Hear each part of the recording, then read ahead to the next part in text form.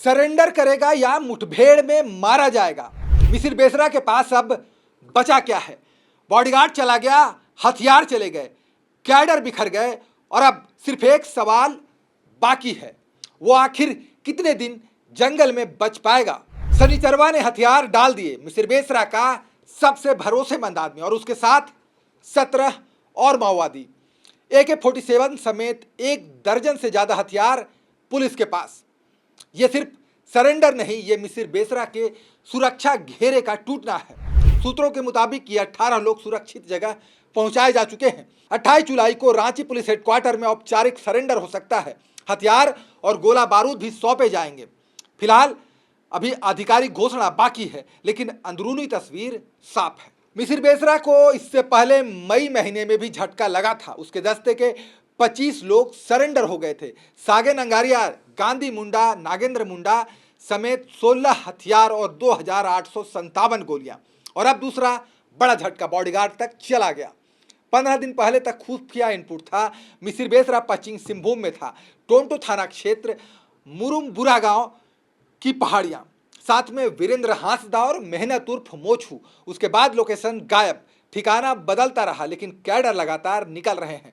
कोल्हान, पलामू, लातेहार, इन इलाकों से लोग लगातार मुख्यधारा में लौट रहे हैं। जब बॉडीगार्ड सरेंडर कर दे, जब हथियार पुलिस के पास चले जाएं और जब कैडर बिखर जाए, तो कमांडर के पास बचता क्या है?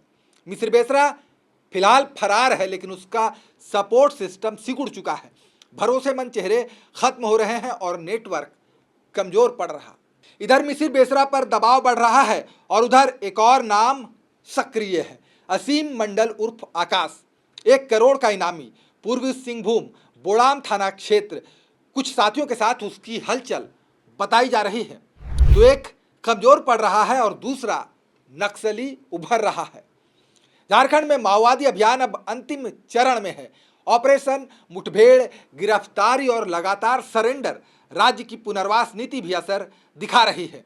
लोग समझ रहे हैं जंगल में अब भविष्य नहीं बचा है। मिसिर बेसरा लंबे समय से खेल रहा था और अब उसके अपने लोग उसे अकेला छोड़ते जा रहे हैं। तो सोचिए जरा, 3 दशक तक जंगलों में राज करने वाला आदमी आज अपने ही कैडर के सरेंडर की खबरें सुन रहा होगा। बॉडीगार्ड के बिना, हथियारों के बिना, भरोसेमंद चेहरों के बिना क्या वो अभी भी उसी अंदाज में आदेश दे पा रहा होगा?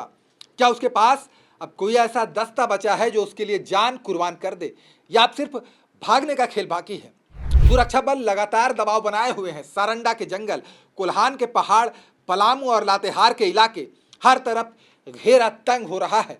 पहले उसका करीबी अजय महतो उर्फ टाइगर गिरफ्तार हुआ, फिर कई सब जोनल और एरिया कमांडर सरेंडर हो गए और अब बॉडीगार्ड तक निकल गया।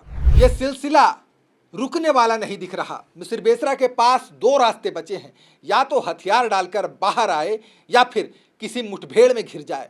तीसरा रास्ता जंगल में लगातार भागते रहना, लेकिन ये अब उतना आसान नहीं रहा।